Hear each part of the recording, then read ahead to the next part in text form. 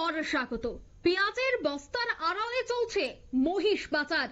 আর এই ঘটনায় ইতিমধ্যেই কিন্তু দেখা গেছে যে প্রায় 21টি মহিষ সহ একজনকে গ্রেফতার করা হয়েছে। ঘটনা পশ্চিমবঙ্গে বিধাননগর থানার পুলিশের হাতেই গ্রেফতার হয়েছে একজন। শিলিগুড়ি মহকুমা ডাঙ্গাপাড়া এলাকা থেকে 21টি মহিষ সহ একজনকে গ্রেফতার করা হয়েছে। তবে গ্রেফতারের পর কি জানাচ্ছেন পুলিশ আধিকারিকরা, বিস্তারিত জানবো। টেলিফোন লাইনে এই মুহূর্তে যুক্ত হয়ে গেছে প্রতিনিধি পশ্চিমবঙ্গ থেকে শান্তনু পান। শান্তনু, ঠিক কি জানতে পারছো? যান্ত্রিক গোলযোগের জন্য যোগাযোগ বিচ্ছিন্ন হয়ে যায়। আমরা আবারও চেষ্টা করব আমাদের প্রতিনিধির সাথে যোগাযোগ করার, কারণ পাচার বাণিজ্য অব্যাহত। এক রাজ্য থেকে অন্য রাজ্যে পাচার চলছে, কিন্তু সবথেকে আশ্চর্যের বিষয় হচ্ছে যে পেঁয়াজের বস্তার আড়ালে মহিষ পাচার হচ্ছে। আর এই পশু পাচারকে কেন্দ্র করে কিন্তু দেখা যাচ্ছে পশ্চিমবঙ্গের বিভিন্ন জায়গায় বেশ কয়েকজনকে ইতিমধ্যে গ্রেফতারও করা হয়েছে। শান্তনু, শোনা যাচ্ছে?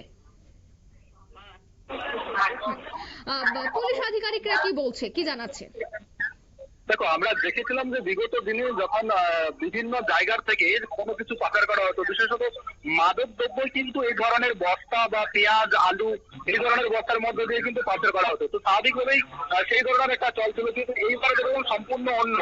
এই পেঁয়াজ বস্তা ডালে কিন্তু মহিষ পাচার করা হচ্ছে, কোথায় না এক দেশ থেকে অন্য দেশে। এই ধরনের দৃশ্য স্বভাবত দেখা যায় না, যদিও কিন্তু পশ্চিমবাংলার মধ্যে কোনো কিছু অসম্ভব বলে নেই, কারণ আমরা দেখতে পাচ্ছি যে বিভিন্ন জিনিসের সঙ্গে কোথাও মাদক পাচার হচ্ছে, কোথাও গরু, কোথাও মহিষ। তো এই ধরনের ঘটনা ঘটলে দক্ষিণী সিনেমাতে পুষ্পা দেখা গিয়েছিল, ঠিক সেই অভিনব কায়দায় চন্দ্রকার যে পাচার করা হয়েছিল, সেই দৃশ্যকে সামনে রেখে কিন্তু এই ধরনের পাচার চক্রের চক্র চলছিল। সেক্ষেত্রে দাঁড়িয়ে বিধাননগরের যে পুলিশ কমিশনারেট, সেই পুলিশ কমিশনার তারা কিন্তু দীর্ঘদিন ধরে একটি ফাঁদ পেতেছিল। সেই ফাঁদে কিন্তু অবশেষে ধরা রয়েছে এই চক্র। 21টি মহিষ সহ একজনকে ইতিমধ্যে গ্রেফতার করা সম্ভব হয়েছে। অঙ্কিতা, একদমই। এবং যে অভিযুক্তকে ইতিমধ্যে গ্রেফতার করা হয়েছে, তার জিজ্ঞাসাবাদের পর কি এখনো পর্যন্ত কিছু জানা গেছে যে এই মহিষগুলি কোথায় যাচ্ছিল এবং কোন জায়গা থেকে এসেছে, কি উদ্দেশ্য ছিল?